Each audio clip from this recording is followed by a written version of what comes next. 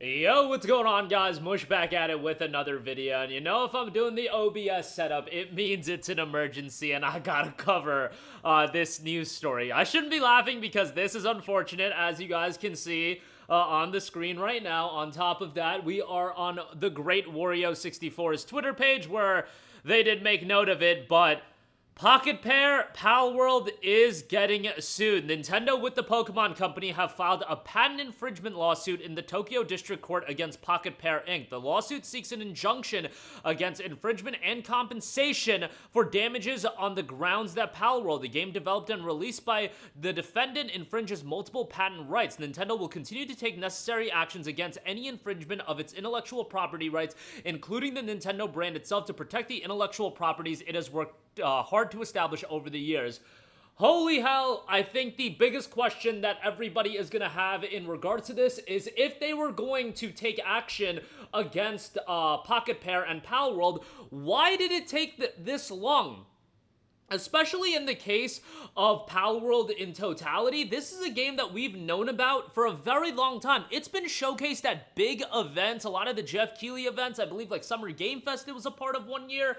Like, this is a game that everybody kind of knew about, and everybody was always at least being a little bit joking about the copyright and Nintendo suing, and I had brought that up a lot earlier this year and late last year when I was talking about PALWORLD in regards to a lot of the mon designs in the game itself. Like, I was just saying back then, and this is coming from somebody that has no idea of how the intricacies of law works. Obviously, a lot of it is up to interpretation, and guys, I barely got through college. Like, your boy does not know law that well, but I know at a baseline level, knowing how Nintendo are, the fact that they weren't doing anything against Pocketpair and PALWORLD, that was just incredibly bewildering to me. A lot of you guys came out in the comments saying, yo, Nintendo can't do anything about it. It's just mon designs. The gameplay fundamentally is different. They don't have any grounds to sue. And I was just like, all right, you guys. I trusted the general rhetoric online as far as that's concerned. I'm like, as far as law is concerned, like, your boy knows about gaming and things like that, but law is something that I am not too confident in. However, I just know from a gaming standpoint, I've seen what Nintendo has done in the past, and looking at PALWORLD, I'm just like, yo, this just seems like a game that Nintendo would absolutely go after, and in fact, so strange that it's happening this late in the game in terms of PALWORLD had its surge in popularity, and now I feel like something like this just brings it back into the limelight. I really, really hope that this isn't something where Pocketpair isn't going to be able to fight back on. Like, this is something that would actually, I feel, if this gets far, I feel like that would give Nintendo a lot of, like, bad will, the opposite of goodwill, with the consumer. But at the end of the day, like, Nintendo is a behemoth. They just have this audience that are die-hard Nintendo fans, and there was that rhetoric online. I don't know if you guys remember, prior to the release of PALWORLD, like, the hardcore Pokemon fans, they were out there coming after PALWORLD. It's like, bros, Pokemon's been on a downslide for how long? We need something to give Nintendo a shot in the arm, and I was hoping that PALWORLD's success would give Nintendo that shot in the arm. It's not even like it's a direct competitor, but instead they are just gonna go, let's go sue them. They're gonna go that route, and I have thought that they weren't gonna go this route. Like, PALWORLD, let it exist in its own world, and it would be great. But again, when it comes to the mon designs, like, I guess you can't trademark, like, designs like that. That's what a lot of people were telling me when I was like, yo, how is this game not getting sued? A lot of people were like, yo, it's just designs. You can't trademark the designs, and they're different enough. But, like, I look at the, like, Lucario, and the mon in PALWORLD, forgive me for not remembering the name, but I was just like, yo, there's some wild things going on as far as the similarities between some of the Pokemons and the pals in PALWORLD, and I was shocked for a while that they weren't facing some sort of legal action. And again, if anybody has some clarity as far as why Nintendo would be coming after it now and not 8-9 months ago when the game was at the height of its popularity and when it had a lot of traction, it's just a little bit bewildering to me, and I can't comprehend why that is. But I was talking to a friend, and I was literally like, yo, it could be something as simple as they were taking time to build up this lawsuit, figure it out, and get all of their ducks in a row, or it could have just been somebody woke up on the wrong side of the bed at Nintendo and were like, you know what, let's go after Pocketpair and PALWORLD. I honestly don't know. I am curious to hear your guys' thoughts on this. I am sure that Nintendo is going to very much catch the ire of a lot of the gaming populace because people want there to be competition in a market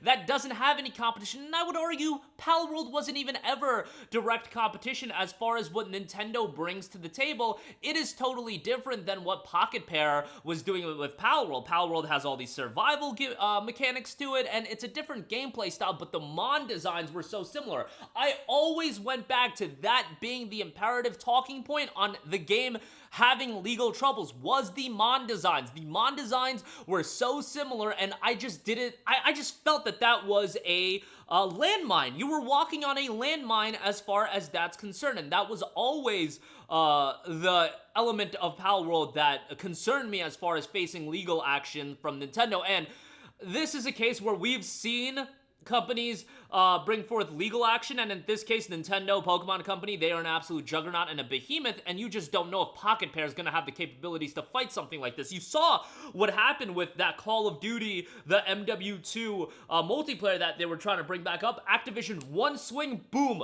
gone. It is done. That's sometimes all it takes. Now, Pocketpair has sold so many copies of PALWORLD, but the argument can be made that now they're looking for damages on all of the money that PALWORLD has made, and that is incredibly concerning as well.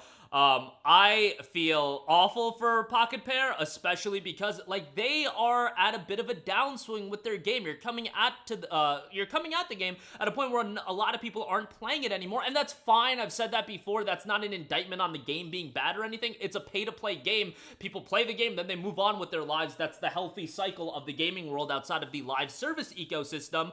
But it's not like PALWORLD was in the discussion cycle anymore, and now it's being brought back into the discussion cycle, but in the worst way possible. You're bringing it back in terms of it being sued and Pocketpair being sued, and this is something that I'm sure the PALWORLD developers were talking about, you know, the future of the game, creating content, getting out of early access. The game is still in early access, and maybe they're bringing forth this now, so the game doesn't make it out of early access and they cease production. Now, the lawsuit doesn't say anything about PALWORLD shutting down or ceasing operations or anything like that, but they are looking for compensation for damages that PALWORLD, a game developed and released by the defendant, infringes on multiple patent rights. What kind of damages are they looking for? That's something I'm sure we will see in the battle of court. And again, law is not what I am familiar with. It is completely above my pay grade. That's why when I talked about this earlier this year, I was just bewildered from the standpoint of Nintendo's been